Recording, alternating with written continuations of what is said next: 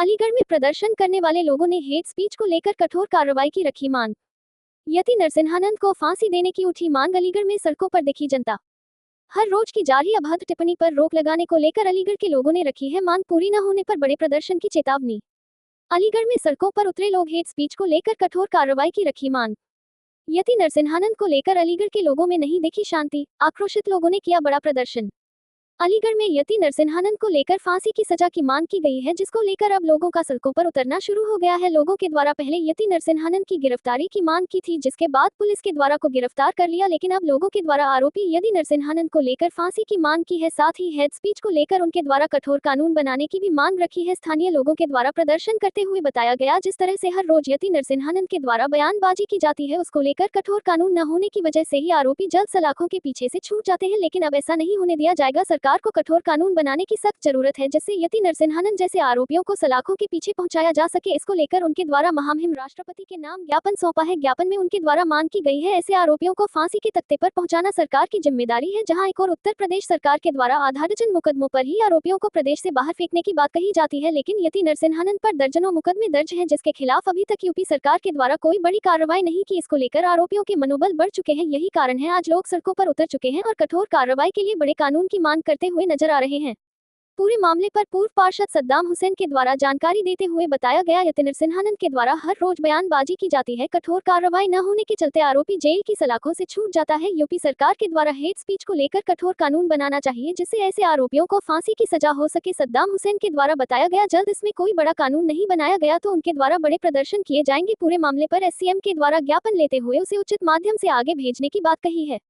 अलीगढ़ से प्रधान संवाददाता बीरेश यादव की रिपोर्ट।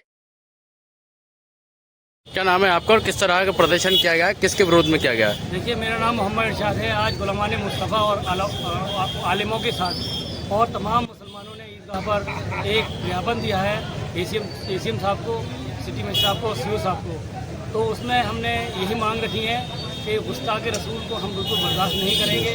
चाहे उस पर जब तक मुकदमा नहीं होगा तो हम जब तक चुप नहीं बैठेंगे। उसको मुकदमा लेकर फांसी नहीं होगी जब तक हम चुप नहीं बैठेंगे।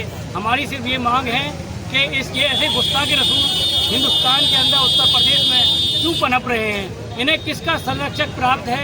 इन्हें किसके आशीर्वाद से बोल रहे हैं कि इस तरह का ये माहौल खराब कर रहे हैं, देश का संविधान को खराब कर रहे हैं, देश के आइन को बर्बाद कर रहे हैं, भाईचारे को खराब कर रहे हैं। हम कहना चाहते हैं देश और प्रदेश की सरकार से कि एक कठोर पार्लियामेंट के अंदर एक कानून बनना चाहिए, जिससे किसी भी समुदाय के पैगंबर को या किसी भी समुदाय के आदमी शख्स को जो काबिल एहतराम है उनके खिलाफ कोई बोले उसे फांसी मिलनी चाहिए। लेकिन हिंदुस्तान के अंदर, गाजियाबाद के अंदर वो लगातार ये ऐसी बयान दे रहा है। इससे पहले सुप्रीम कोर्ट ने उसको चैलेंज करके छोड़ा था, लेकिन फिर भी वो नहीं माना। आज उसके चेले भी उल्टी सीधी बकवास कर रहे हैं। ये नाकाबिले एहतराम है और बिल्कुल बर्दाश्त नहीं करेंगे। हम कहना चाहते हैं आपके माध्यम से कि देश और प्रदेश का, उत्तर प्रदेश का मुसलमान एक आपको अखिलेश यादव जी आपके तरफ आंखें देखता है, आपको 100% वोट देता है, आपको मुख्यमंत्री बनाता है, लेकिन क्या आपकी आवाज़ इतनी कम हो गई कि आप कह भी नहीं सकते कि मेहनत का ये कार्य होता है?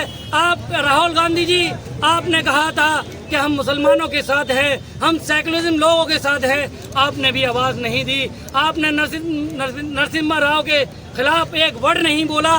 तब आकाश यही कह देते कि ये गलत मेहनत नहीं हो सकता, लेकिन किसी ने सोचने का और विषय नहीं लिया, क्योंकि हम मुसलमान हैं, हम मुसलमान हैं, हम सब कुछ बर्दाश्त कर सकते हैं। अपने बच्चे, बीवी, माँ, सबकी हम गर्दन कटा सकते हैं, अपनी गर्दन कटा सकते हैं, लेकिन रसूलुल्लाह सल्लल्लाहु अलैहि वसल्लम की शान में गुस्ताखी कभी बर्दाश्त नहीं करेंगे। हम तमाम जो सरकार हैं उनसे भी आह्वान करते हैं इस पर एक कठोर कानून बने, ताकि कभी इस तरह से ये दरिंदा पैदा न हो। और हम विपक्ष के लोगों से कहते हैं, हमें आप नजर नहीं आ रहे क्या? क्योंकि हमें सब कुछ बर्दाश्त है। अखिलेश यादव जी, मैं प्रदेश सचिव हूँ माइनॉरिटी का, क्या मुसलमान आपके साथ नहीं खड़ा था? आपने मेहनत के खिलाफ एक वर्ड नहीं बोला, क्यों नहीं बोला?